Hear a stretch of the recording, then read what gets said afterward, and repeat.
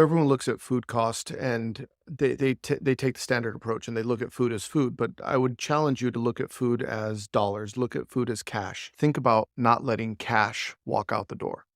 We talk about everything being important and everything mattering in the operation in the kitchen, and conveying that to the staff and helping them understand that the garbage bag, the produce in the walk-in, the food in the garbage bin, all of that has a cost associated with it.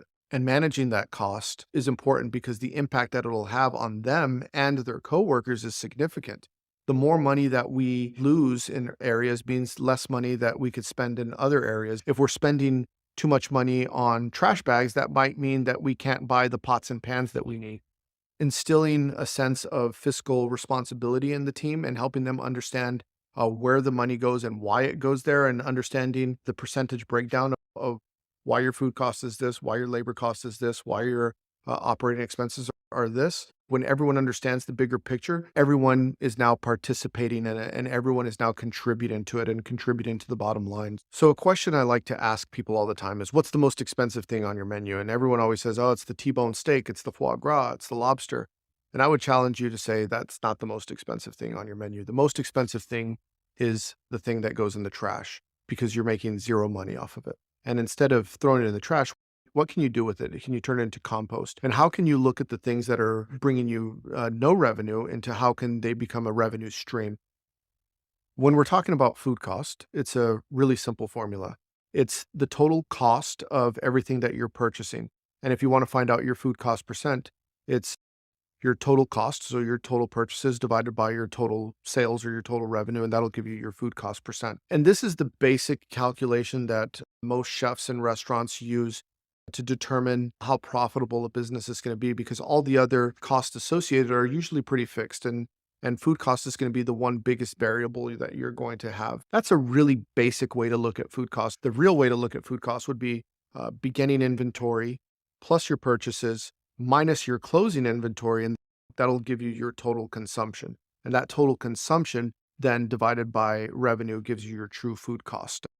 And a lot of places are different. Some people manage their food cost by the day, some people manage it by the month, some people don't manage it at all, and then their restaurant's closed. I think it's very important to make sure that you have standards for everything, because every single ounce up or down, it could be a big variable on a sliding scale. If you're cutting your steaks and you're going 1 ounce over, and maybe that's $1 an ounce, for example, every time that you go 1 ounce over, if you do that over the course of a year, you could be looking at thousands of dollars of loss just by not paying attention to how large the portion size is. So if you want to cut costs, another way to look at it is you could also shrink down an ounce. In certain cases, an ounce here and an ounce there doesn't get noticed by the customer. You pay attention to what's coming back on the plates in the kitchen and you notice that they don't eat so much of a particular dish. Then you say, we could shave an ounce off that steak, or we could shave an ounce off the fish. That may mean a 1 ounce savings could sometimes be $40,000 over the course of the year when you look at really big culinary operations. When you're writing a menu, I think the first thing that you have to understand is what your food cost is on something. And once you've determined what the food cost is, then you have to determine what you're going to sell it for. The most basic formula that we use is we take the cost of something and then you divide that by the percent that you're trying to achieve. For example, if something costs $5 and you're trying to reach a 20% food cost, your formula would be $5 divided by 0.2, and that'll tell you what you should sell it at. That's roughly the basic principle when it comes to figuring out your menu price. Now, with that being said, you have to learn how to play with that number, because if you're running a 20%, it might tell you you need to sell something very inexpensive for more than the market's really willing to pay for it. So you may have to lower menu price on certain items, and you may have to raise menu price on other items just to balance it out. And so that's why you may have a mix of items on your menu, that some items may be running a 10% food cost and other items may be running a 40% food cost. But in the end, you would do something called a theoretical food cost to find out what your total menu food cost would be based on what projected sales would be on every item. Why does food cost matter?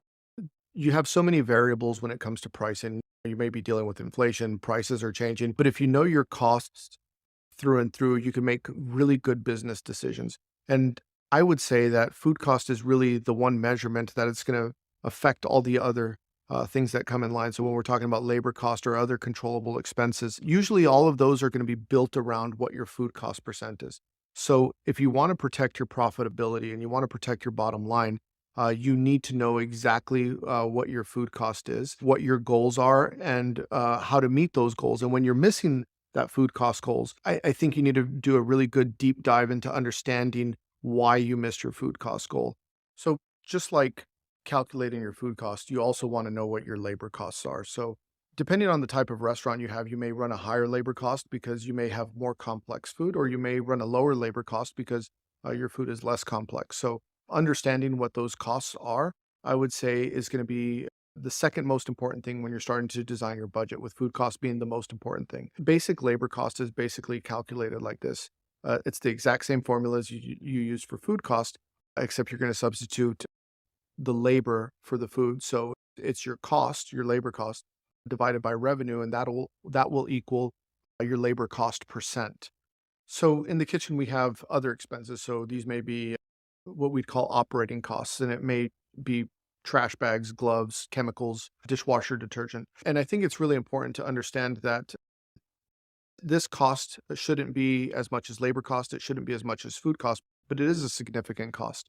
A lot of people look at that as, depending on what your business model is, you're looking at anywhere between 5 and 10%. If you have a garbage bag and you only fill it up 1/3 and you throw it away, then your cost on garbage bags is going to be basically 3 times more expensive.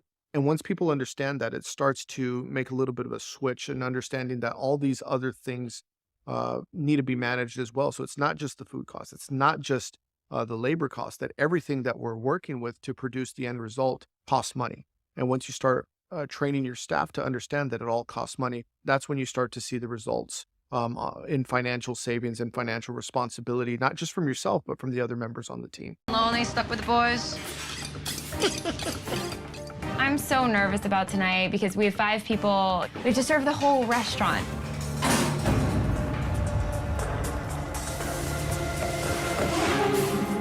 Hey, we get monkfish in today? There was like 23 portions, and then there was still another like pan full of them, right? I binned that. It smells. What? What are you doing? You threw away monkfish? It smelled awful. That was all that we have. Oh, God. Show it to me. Where is it? I threw away some monkfish, and immediately Chef Marianne made me dig it out of the trash. It doesn't smell good. Scott, does it smell bad too? Smells like monkfish. Oh, my God, I'm freaking out. Yeah. It was a huge mistake, and it could be my time to go home tonight. Lacey forgot the order. One fillet, one ribeye. Chef, we got 1 fillet left. Telling me now we're out of fillet. Yes, Chef. Prep the fucking meat. Do something. Prep it. Chef Ramsay said, hey, Seth, bugger off and, cut filet. Usually I buy them already cut. Real quick, Charlie. Okay.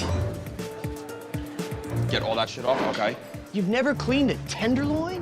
Where have you worked? In your parents' house? You happy, Giovanni, yeah? You happy, yeah? Hey, No, Robert, Chef. Happy? Happy? Not happy at all, Fucking Chef. pathetic. Nothing is going out.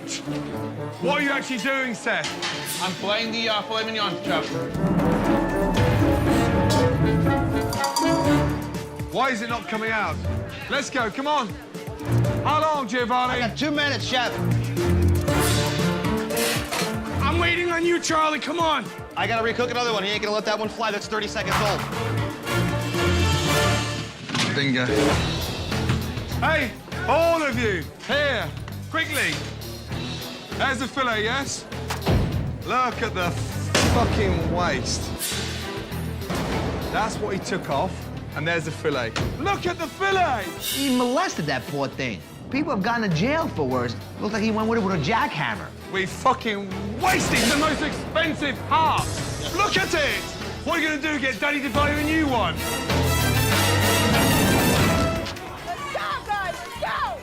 As fast as you've ever worked in your life! If we get these pancakes up in the next 10 seconds, we're gonna win this challenge. Guys, I have 1 pancake ready. Who's got the other? Behind. Yes. Netra, you're burning them, baby, you're burning them. Where's the other pancake? We're not going home. Let's go. Go, I need you to hurry up. We need to beat the girls. The teams are neck and neck, 2 more pancakes. Fight for your life. and both are desperate to win and avoid dropping a team member. Please, guys, please hurry. Give me one more, gentlemen. This one ready. This one. Flip that one. You're burning them. How do you not burn them? We're going to complete the table. Come on, Jackie. Sauce. Hurry. I have 1 pancake ready if you need it. Got it. Eat it. You get your toast salmon, 2 Benedicts. Good. Go. Hold on. Don't celebrate yet. Don't celebrate yet. The blue team could actually win. This is amazing. 2 Benedicts. Go. Congratulations, blue team. Finally. We just fucking lost. Yeah, baby. I am so stoked right now. I mean, I was like, yeah! That's the way to do it, little boy. Nice. I've never seen such a disorganized pancake station in all my fucking life. How many fucking pancakes went in the fucking trash? Way out of control. Wellington, medium rare. How long? I have 30 seconds on the beef. Okay, let's go. If Chef Gordon Ramsay wants medium rare meat, then Chef Gordon Ramsay gets medium rare meat. I'm a man of integrity. He's not getting raw meats from me. Boris, let's go. Chef, I'm ready. Chef, hold on. It's raw, man. Oh, come on. I can't give you raw meat. Sorry, Chef. The last guy that I should have to worry about is Boris. He should be fine on his own. It's meat. Ain't rocket science. Let's get another one. Thanks to Boris, no entrees are leaving the Blue Kitchen. There we go. Send it back. But thanks to Raj, none of them are going to waste. I see all this food, and it looks delicious, so I just, ate it. Raj, please don't do that. Look at his eating, look. Haven't you got enough in there? But that's so good. It's really a waste. Wow. No, I mean, just a quick little bite. It's really tasty. Oh, fucking hell. How could Chef Ramsay blame me for eating this delicious food? It's fantastic. Next up, the Battle of the Lobster. Let's go. Come on, Jackie. Come on, Joe. Come on, Joe. Let's go. Joe, how many ingredients? 3, Chef. Describe the dish, Joe. It's a warm lobster salad with corn and couscous. It looks like the size of a prawn. Where's the fucking lobster? I can't see the tail, I can't see the claw, I can't see the knuckles. Young man, look at me. Where is it? I tasted a piece. Unbelievable. So you tasted a piece, the claw, the knuckle. I did, Chef. Did you taste the tail? I believe so, Chef. Joe, it's a cooking challenge, not a fucking eating challenge. Oh, man. He ate it. That was pretty bad. I feel sort of ripped off. However, lobster's cooked beautifully, nice flavor. Jackie, how many ingredients? 3. Describe the dish. Today I have for you a butter poached lobster tail with a roasted romesco and a roasted corn sauce. Wow, lobster's cooked beautifully, Jackie. Great job. Point to the red team. Thank you, Chef. Yes, Jackie. Rejection, baby. Yes! Yes! Nailed it! Nailed it! Awesome job. Thank you. Young man, next time, have a bigger breakfast, will you, first? Yes, Chef. It was an hour and a half risotto. It better taste good. Thanks to Julia and Jen. Julia, what you got in here is enough for 2 orders, okay? Okay. I'm gonna toss this other one. Away next. Scallop risotto spaghetti, yes? Ladies, spaghetti. Oh, you need more spaghetti, Julia? Oh, I fucking just tossed it. Let me just fucking get it. I'll get it. We had an order for spaghetti, and I threw out what we had. And I decided to retrieve the spaghetti from the top of the garbage and washed it. 212 kills the bacteria, and then I decided to serve it. Where'd you get it from? The garbage on the top. No. No way. Who in the world picks food out of the trash? You can't just do anything in the heat of the moment. How long, Julia? 6 minutes, Chef. Oh, dear. Julia's quality control kept garbage from being served, and Jen should consider herself lucky Chef Ramsay didn't witness her mistake. Good morning. Morning, Chef. Let's be honest, last night was embarrassing. Virginia. Yes, Chef. Lucky to be here this morning. I just want some food now. I don't know what to do. Larry, what I'm seeing is just a man with no passion.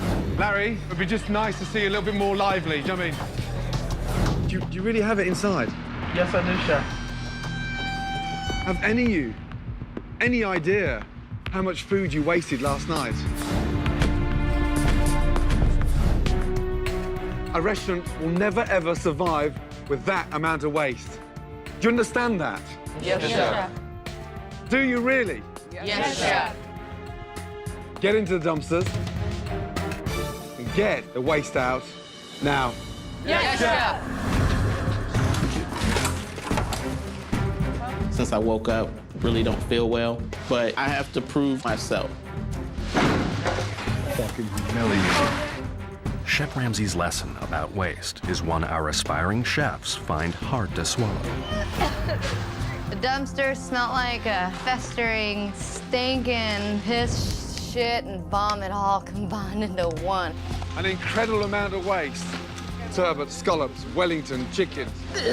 I've lost my retainer like 5 or 6 times in the school trash can, so that was nothing. You could hear it in your head, the cash register sound going off. Just stop.